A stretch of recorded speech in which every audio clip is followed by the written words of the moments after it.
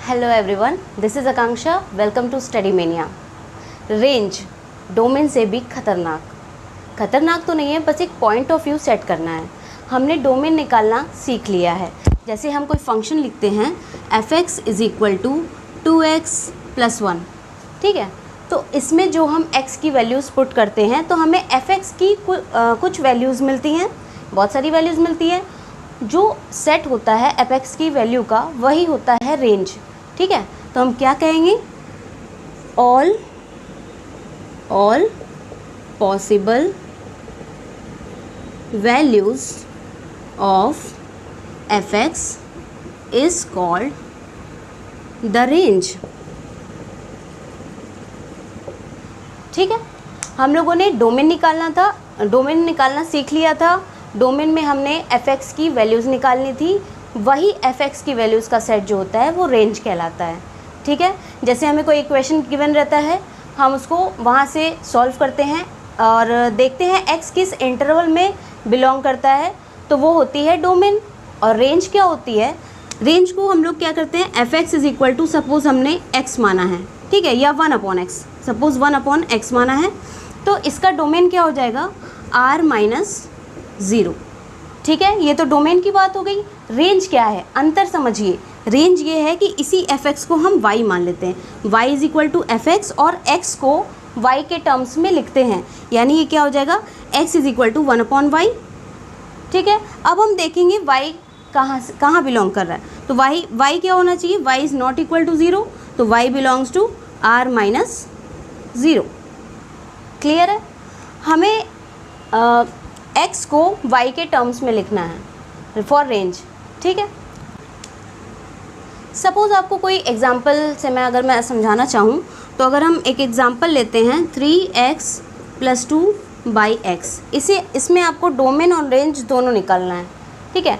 Domain के लिए आपको क्या पता है, जो न्यूमरेटर की वैल्यू है वो तो पूरा रियल नंबर हो जाएगा। न्यूमरेटर में जो x है पूरा रियल नंबर हो जाएगा, यानी ये क्या होगा, पूरा रियल नंबर में बिलोंग करेगा। और यहाँ पे क्या होगा, x should not equal to 0, है ना। तो x को 0 में नहीं होना चाहिए, तो क्या हम इसे लिख सकते हैं कि इसकी डोमेन हो जाएगी r-0, क्लियर है। लेकिन जब हमें रेंज निकालना हो, रेंज में क्या करेंगे, डोमेन निकालना तो बहुत सिंपल है, रेंज में थोड़ी सी प्रॉब्लम होती है, कह रहे हैं ना, बस पॉइंट ऑफ व्यू डेवलप करना है। तो हमें क्या लिया था, y is equal to 3x + 2/x, जो भी फंक्शन था उसको हम y मान लेंगे। उसके बाद यहाँ से x के टर्म्स में y को लिखना है, मतलब y को x के टर्म्स में लिखना है। तो यहाँ पे क्या लिखेंगे, y is equal to 3x + 2, ठीक है। x कॉमन ले लीजिए, क्या हो जाएगा, y - 3 इज़ इक्वल टू 2, और ये हो गया x is equal to 2/y - 3, clear है। तो अब आप देख रहे हैं denominator should not be equal to 0, यानी y is not equal to 3। तो हम क्या लिख सकते हैं, रेंज क्या हो गई, रेंज हमने x को क्या किया, चेंज कर लिया y के टर्म में, और यहाँ से रेंज क्या हो जाएगी, r-3, मतलब 3 को छोड़ करके सारी रियल नंबर्स क्या हो जाएंगी, रेंज हो जाएंगी। आई होप क्लियर हो गया है। एक बार वीडियो फिर से देख लीजिएगा। नेक्स्ट एग्जाम्पल पर चलते हैं। अब हम अगला एग्जाम्पल लेते हैं जिसमें हम डोमेन और रेंज दोनों निकालेंगे। जैसे एग्जाम्पल क्या है, find the range of f(x) is equal to √9 - x²। इसका डोमेन निकालना आप लोग भली भांति से सीख चुके हैं, है ना। तो 9, चलिए पहले डोमेन ही निकालते हैं। डोमेन के लिए आपको क्या चाहिए, अंडर रूट में फंक्शन है तो पॉजिटिव वैल्यू होगा, यानी 9 - x² should be greater than or equal to 0। यहाँ से हमें क्या करना है, x का जो कोफिशिएंट है वो नेगेटिव नहीं होना चाहिए फॉर डोमेन। तो इसको हम क्या करेंगे, उल्टा करके लिखेंगे, इनइक्वालिटी का साइन चेंज कर देंगे। ये क्या हो गया, x + 3 x - 3 less than or equal to 0। Wavy curve draw करिए, -3 + 3, क्लियर है। और less than or equal to 0, ये लेस देन वाला पार्ट है, यानी और less than or equal to both है, तो हम क्या लिखेंगे, x बिलोंग्स टू -3 to 3। यही इसकी डोमेन हो गई, यही इसकी मैक्सिमम और मिनिमम वैल्यू हो गई। Minimum value is -3 and maximum value is 3, ठीक है। एक ही चीज़ को कई तरीके से पूछता है। अब देखिए रेंज में हम क्या करेंगे, रेंज में सबसे पहले मैंने आपको क्या कहा कि जो फंक्शन f(x) है उसको y मान लीजिए। y is equal to 9 minus x square. Solve करना है अब इसको, तो क्या हो जाएगा y square is equal to 9 minus x square. X square के टर्म में लिखेंगे तो x square is equal to 9 minus y square. Clear है। अब देखिए क्या अंतर है दोनों में ना, बस आपको यही बताना है। x is equal to square root में 9 माइनस वाई स्क्वायर। ठीक है, स्क्वायर रूट में कोई फंक्शन रहता है तो हम क्या लिखते हैं 9 minus y square greater than or equal to 0। अब तो कहेंगे यही बात हो गई डोमेन में भी और यही बात रेंज में, तो अंतर क्या है, अंतर अभी देखते हैं। तो 9 माइनस इसको क्या लिख सकते हैं 3 स्क्वायर, इसको फिर से आप चेंज कर दीजिए ना, y square minus 3 square greater than sorry less than or equal to 0। तो ये हो गया y प्लस 3, ये हो गया y minus 3 less than or equal to 0। और ऊपर लिखें, चलिए दिख ही रहा होगा आपको, यहाँ देखते हैं।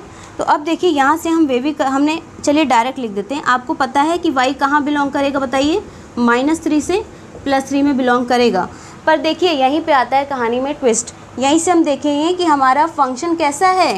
ये जो फंक्शन है हमारा स्क्वायर रूट के अंदर है, तो क्या स्क्वायर रूट के अंदर कोई संख्या नेगेटिव होती है, नहीं होती।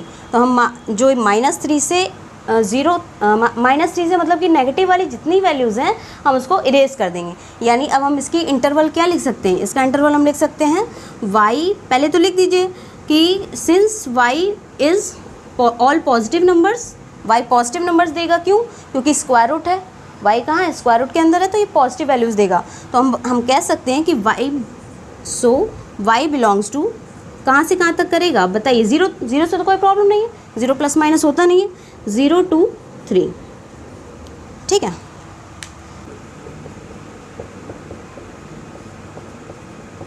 अब मैं आपको डोमेन नहीं बताऊंगी क्योंकि डोमेन आप निकालना सीख चुके हैं। तो इस क्वेश्चन में हम सिर्फ रेंज निकालेंगे।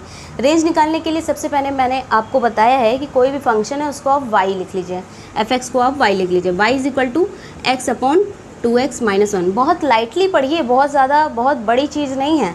y is equal to x upon 2x minus 1 लिख दिया। अब x को y के टर्म्स में लिखिए, तो यहाँ से क्या हो जाएगा 2xy minus y is equal to x common ले लीजिए, तो यहाँ से क्या बचेगा 2y minus 1 is equal to y। ठीक है, तो x इज इक्वल टू क्या हो गया y अपॉन 2y माइनस 1।